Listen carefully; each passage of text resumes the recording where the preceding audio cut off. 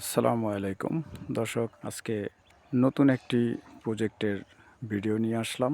একটি ফসলি জমি ছিল, যে জমিতে আপনার ধানের সময় ধান, পাট, সরষেও করত। এই বছর থেকে এটা ভিন্ন রকমের একটি প্রজেক্টে রূপান্তরিত করা হচ্ছে।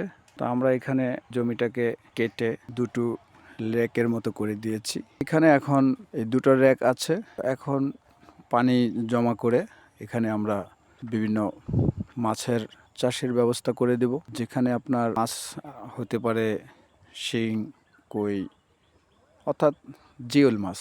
আর এই যে জমিটা দেখতেছেন, যে তিনটা পান্না, এই মাঝখানে একটা আর দুই পাশে দুইটা। তো এইগুলোর উপরে আমরা চিন্তা ভাবনা করছি লাউ, শসা, মরিচ, মোট কথা আমরা 4 রকমের ফসল এখানে করব বা 5 রকমের ফসল করব।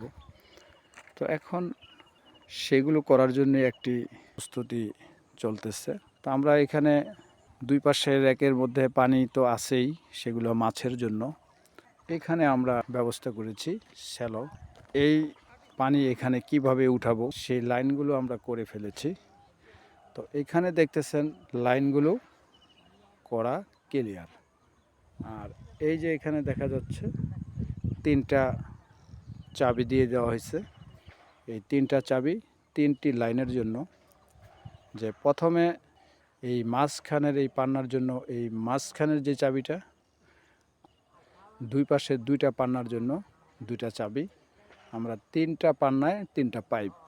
আর এইখানে দেখতেছেন আরও যে এই যে কালো কালো এগুলো গোবর, জৈব, এগুলো গরুর মল। তো এই গরুর মল দিয়ে আমরা জৈবর প্রস্তুতির চেষ্টায় আছি। আমাদের আগে পরে অন্য আরও কিছু প্রজেক্ট করেছিলাম, লাউ, শসা, মিষ্টি কুমড়া, আরও অন্য কিছু করেছিলাম। তো সেগুলো আমরা এইভাবেই বাস্তবায়ন করেছি। আমাদের অনেক রকমের রাসায়নিক অল্প অল্প করে ব্যবহার করতে হয়, তবে আমরা বেশিরভাগই ব্যবহার করি এইভাবে যে নিরাপদ খাদ্য, রাসায়নিক, অতিরিক্ত রাসায়নিক মুক্ত খাদ্যটাই নিরাপদ খাদ্য। আর সেখানে বিষক্রিয়া কোনো স্প্রে খাদ্যে ব্যবহার করা যাবে না। যদি খাদ্যে ব্যবহার করি সেগুলো হবে আপনার ফলন ধরার আগে ফুলকে টিকায় রাখার জন্য। কিন্তু ফলকে টিকায় রাখতে হলে জৈব বালাইনাশক স্প্রে করে আমরা রাখার চেষ্টা করি। কারণ বিভিন্ন পোকা বসে, তারপরে ছিদ্র করে ফেলে, সব আস্তে আস্তে নষ্ট হয়ে যায়।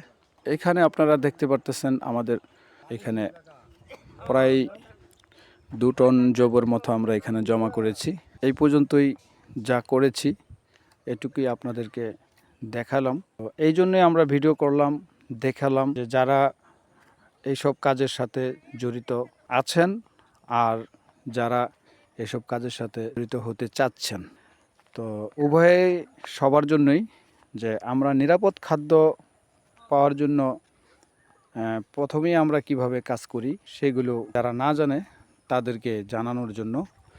আরেকটা বিষয় হলো গিয়া, অনেকেই মনে মনে কল্পনা করে আমি এরকম একটা ফসল যদি চাষ করতে পারতাম, ঠিক আছে। তো তাদেরকে উদ্বুদ্ধ করার জন্য আমার এই ভিডিও। যারা কিছু করতে চান ফসলের উপরে, এগুলো দেখেন, দেখে আপনারা যাতে উদ্বুদ্ধ হন, করার আগ্রহ আপনাদের বেড়ে যায়, আপনাদের উদ্দেশ্য করেই আজকের এই ভিডিও। আমি আরও ভিডিও নিয়ে আসব আগামীতে, আপনাদেরকে দেখাবো পর্যায়ে পর্যায়ে কিভাবে আমরা কাজগুলো করছি।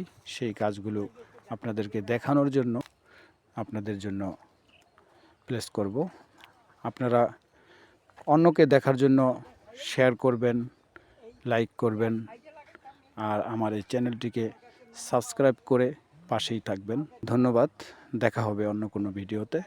আসসালামু আলাইকুম।